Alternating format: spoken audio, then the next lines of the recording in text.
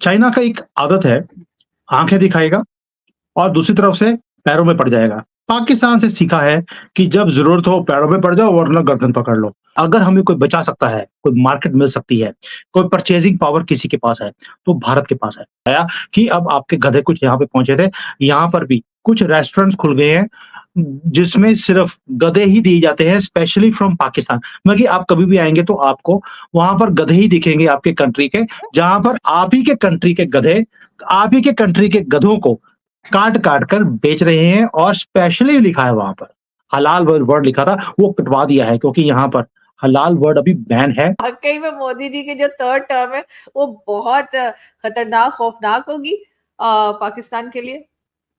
देखिए, पहली बात ये कि पाकिस्तान के अंदर हाँ। ऑलरेडी खौफ है मोदी जी का, उसके कुछ रीज़न्स हैं। मोदी जी बोलते नहीं और जो बोलते नहीं वो करते ज़रूर हैं। हुँ। और योगी जी ने जब स्टेटमेंट देनी शुरू कर दी, अगले 6 महीने में हम पीओके ले लेंगे, हम सबको सीधा कर देंगे, बुलडोज़र मेरे सारे तैयार हैं। जब ऐसी स्टेटमेंट्स कोई सुनता है और उन्हें मालूम है ये योगी हैं, अभी तो योगी जी ने बोला है, मोदी जी तो बड़ा ही आराम से चलने वाले आदमी है, को तो मेडिटेशन के लिए कई बार 2-2 दिन के लिए मौन व्रत भी रख लेते हैं। योगी जी बड़े-बड़ों का मौन रोक खोल चुके हैं और चीखें पूरे भारत में नहीं पाकिस्तान में भी सुनाई देती हैं यूपी से निकलती हुई। अब इसका जो डर है, उसी से आप देख लीजिए खौफ का जो एक जिसको बोलते हैं कि एक मूड है पाकिस्तान के अंदर मोदी जी का, ये डर अच्छा है। आरज़ू जी, ये डर के बिना आप भी बंदे के पुत्र बन नहीं सकते थे। और हामिद भी बोल रहा है कि हम पकड़-पकड़ के लोगों को इंसान बनाने की कोशिश कर रहे हैं जानवरों से, अच्छी बात है। लेकिन सर चाइना की बात भी की जा रही थी वहाँ पर और ये भी ख़ैर है कि चाइना भारत के साथ अब टर्म्स बेहतर करने की तरफ जा रहा है। वाक़ई में ऐसी बात है और अगर है तो क्यों? देखिए चाइना का एक आदत है, आँखें दिखाएगा और दूसरी तरफ से पैरों में पड़ जाएगा। पाकिस्तान से सीखा है कि जब ज़रूरत हो पैरों में पड़ जाओ वरना गर्दन पकड़ लो। तो मनमोहन सिंह के टाइम पर आपने गर्दन पकड़ी हुई थी, अभी पैरों में पड़े हुए हैं, लेकिन डीएनए दोनों का सेम ही है इसलिए वो कहते हैं ना लाइक लाइक्स लाइक जैसा होता है वैसे ही आपको अच्छे लगते हैं। तो चाइना को भी पाकिस्तान अच्छा लगता है, पाकिस्तान को भी चाइना अच्छा लगता है। बॉर्डर के ऊपर हमारे उन्होंने अपने J-10, J-20 सारे खड़े कर दिए। पता नहीं क्यों? हम तो कोई युद्ध में जा नहीं रहे, ना ही हमारा कोई इरादा है। जाएँगे तो आपके साथ जाएँगे क्योंकि हमने पीओके लेना है। लेकिन चाइना, चाइना ने एक तरफ तो आँखें दिखाई हैं, दूसरी तरफ जैसे-जैसे मोदी जी का ये टर्म शुरू होने वाला है 4 जून के बाद, उससे पहले ही इन्होंने ट्रेड की बातें करनी शुरू कर दी। मैं कई फोरम्स में यहाँ पर गया हूँ, बातें शुरू हो रही हैं इंडस्ट्री की तरफ से कि भई हम भारत में जाकर इंडस्ट्री लगाना चाहते हैं, क्या माहौल है? मैंने बोला माहौल बड़ा अच्छा है, सिर्फ 52 डिग्री टेम्परेचर है, वहीं पे भाग गए। तो ये तो हालत है चाइनीज़ की, टेम्परेचर देखकर ही भाग गए हैं कि 52 में कौन जाएगा? तो बोला यार आपको साँस कैसे आता है? मैंने बोला आपने इस वहाँ पर साँस लेने जाना है या पैसे कमाने जाना है? पहले आप ये देख लीजिए।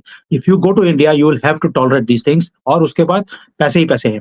दैट मीन्स कि यहाँ पर जो इंडस्ट्री है, उनको एक चीज़ समझ आ गई है कि अब हम चाइना के ऊपर डिपेंडेंट नहीं रह सकते। मैं ये फॉरेन कंपनीज़ की बात नहीं कर रहा हूँ, ये जो चाइनीज़ कंपनीज़ हैं, उन्हें भी दिखता है, हमें ना तो अमेरिका, ना यूरोप, ना अफ्रीका, ना हमें मिडल ईस्ट, हमें कोई भी सस्टेन नहीं कर सकता। अगर हमें कोई बचा सकता है, कोई मार्केट मिल सकती है, कोई परचेज़िंग पावर किसी के पास है, तो भारत के पास है।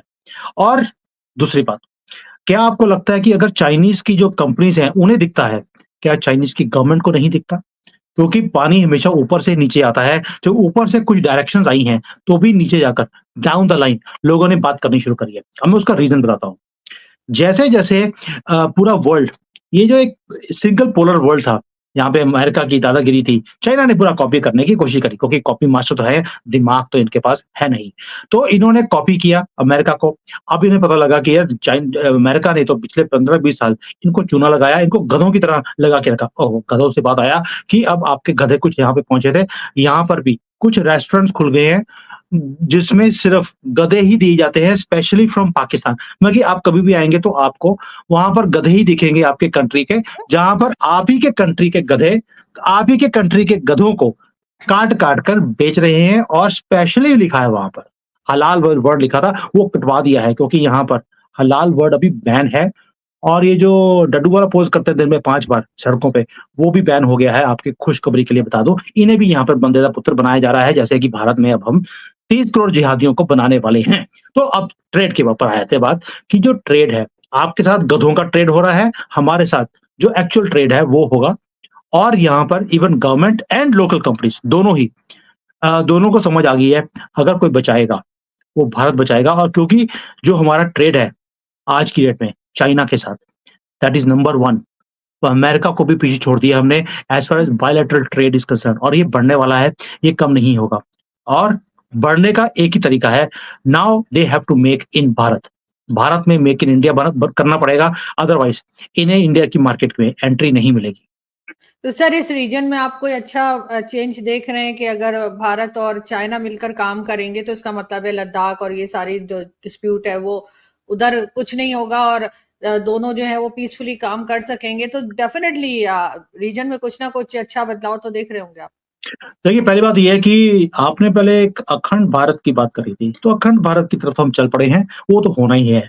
तो जब जैसे-जैसे अखंड भारत बनता जाएगा, और ये बनना भी है। नाउ लोगों को लगता है अखंड भारत का मतलब है कि हमने अफ़गानिस्तान से लेके बर्मा तक सबको अपने साथ जोड़ लेना है। भई, मैं फेंकू वालों में से नहीं हूँ, ऐसी बातें मैं नहीं करता। वो फेंकू वाला जो टैग है वो किसी और के लिए है, वो प कॉपीराइट है उनका। तो अभी अब आते हैं एक्चुअल। एक्चुअल में क्या है, अखंड भारत का मतलब है जैसे हम ग्लोबल साउथ की बात करते हैं। ग्लोबल साउथ का मतलब ये नहीं है कि 120 कंट्रीज़ का दादा भारत बन गया, ऐसा नहीं है। We are just leading a group of 120 countries.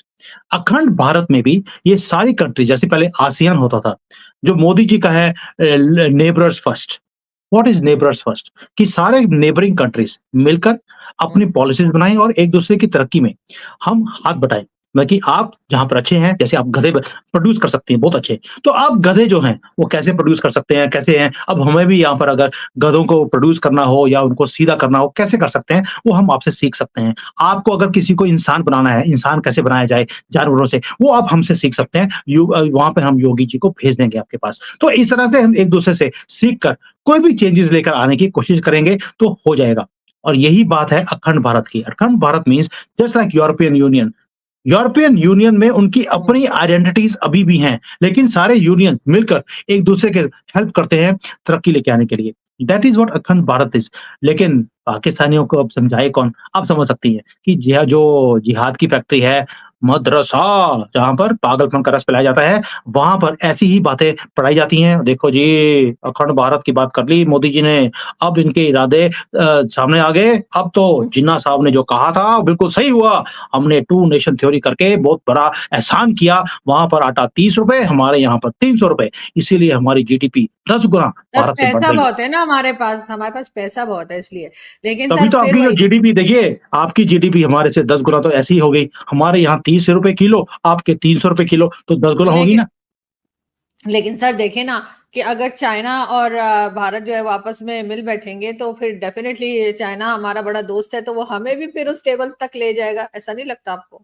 हाँ, वो देखो हम एक ना दूर की हमारे यहाँ सोचते पे हैं, एक हम दूर की सोचते हैं।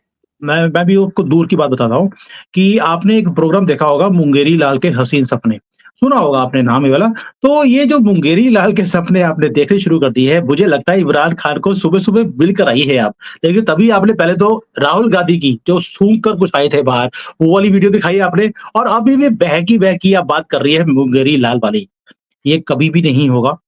मोदी जी ने पहले बोल दिया है, जिस दिन आप इंसान दे पुत्र बन जाओगे, उस दिन हम टेबल पे बैठ के बात करने की सोचेंगे। देखिए बात कब करनी है, ये 29 के बाद होगी, उसके पहले नहीं होगी। और 29 में भी देखा जाएगा, जैसे क्योंकि वो लगता 29 है के कि जिस बाद तरह से क्यों? मोदी, हाँ, वो बताता हूँ मैं। क्योंकि 29 तक आपने रहना नहीं है, आपके 3-4 जो टुकड़े तो हो ही जाने हैं, और उसके बाद जो छोटा-सा कोई टुकड़ा रह जाएगा, वो कोई आराम से कोई बात करने की हमारे से कोशिश करेगा, तो देख लेंगे, क्योंकि उस वक़्त देखेंगे। जिस तरह से मोदी जी काम कर रहे हैं, 10 सालों में हमने देख लिया। 2024 में लगता ऐसा है कि मोदी जी थंपिंग विक्ट्री से, जो बार-बार हम बोलते हैं, कुछ लोग हैं पता नहीं क्या चक्कर है, पैसे मिल गए हैं, क्या मिल गए हैं, अभी भी बोलते हैं 230 आएँगे, 270 भी बड़ा मुश्किल है, I don't know why they से इट। लेकिन मुझे लगता है कि 350 से कम नहीं आने वाले, बाकी देखेंगे 4 तारीख को, अभी कोई ज़्यादा दिन रहा नहीं है। हम कल है। लाइव शो करने वाले हैं, और उस दिन पारी का पारी और गधों का गधा उस दिन हो जाएगा। अब मैं गधा वर्ड यूज़ कर रहा हूँ जिन्होंने ऐसी बातें करी है, जबकि मुझे नहीं करनी चाहिए थी, आफ्टर ऑल दोस्त हमारी